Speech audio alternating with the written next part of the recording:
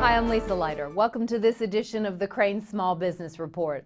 Chicago Mayor Richard Daley talks often about supporting small business, but local entrepreneurs are often embraced more by red tape than they are by open arms.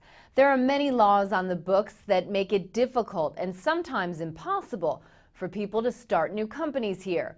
I sat down with Beth Milnikel, director of the Institute for Justice Clinic on Entrepreneurship, to talk more about the hurdles of doing business in Chicago. She recently completed an update to a study done last year on the small business regulatory landscape in the city. Beth, thanks for being here. Thank you for having me. How hard is it to start a business in Chicago? Where does Chicago rank compared to other cities in terms of red tape? Well, it's hard to give you an absolute ranking, but Chicago is pretty tough, unfortunately tough. It's hard to start a small business in the best of circumstances, and it's tragic when the city is standing in the way of innovators and creative people who are trying to make neighborhoods a better place to live.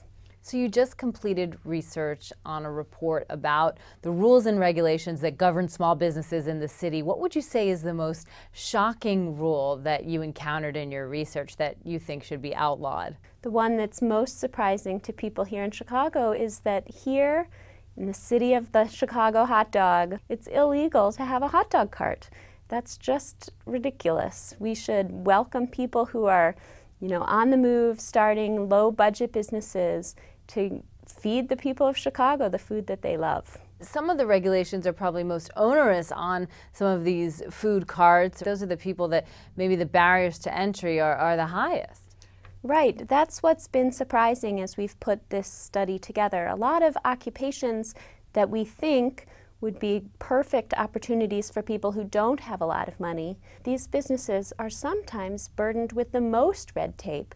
There are so many competitors out there in the field already, and they get the ear of legislators at the city or state level, and they actually get laws passed that make it really hard for new people to try new and creative angles to get the customers what they want.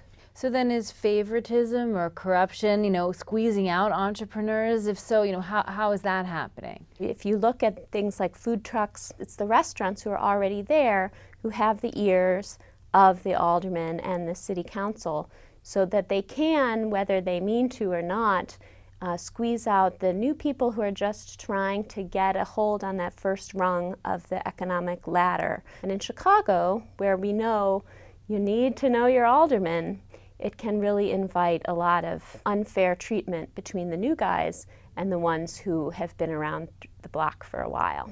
You completed a report last year. The city has vowed to make changes to some of these rules and regulations. What have you found in comparing year over year? Has the city done its work? Has it streamlined its regulatory process at all? The city has responded to a number of the complaints that we voiced in our study, but I do fear that sometimes instead of responding by stripping the code of the complexity, the response is, okay, well, let's write a new law, let's create a new system, let's create a new application for these businesses. And I fear we're setting ourselves up for another study in 5 years showing how that new system created problems for other people that we didn't anticipate. What advice then would you have for an entrepreneur who's thinking about starting a business, how they should go about navigating City Hall and all of its regulations? It's good to go to City Hall first. We've seen many times that people get in trouble because they rent space before finding out whether zoning will allow them to go forth with their business plans, or they don't realize all of the requirements and all the expenses of going a certain route instead of another. And it's a good idea to have a lawyer. The IJ Clinic on Entrepreneurship is based at the University of Chicago Law School, and we do provide free legal assistance to a small number of entrepreneurs, and there are some other organizations around town that do as well.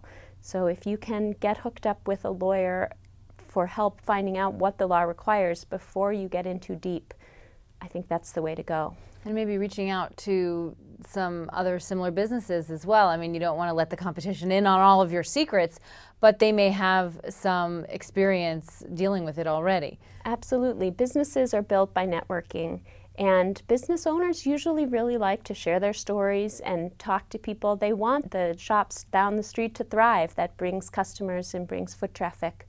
So it's always a good idea to talk to the other people in the industry. That can be a great start too. Okay, Beth. Well, thanks so much for joining us. We appreciate it. Anytime. The new edition of Milnikel's report, Regulatory Field, will be released October 26th. And that's this edition of the Crain Small Business Report. Thanks for watching.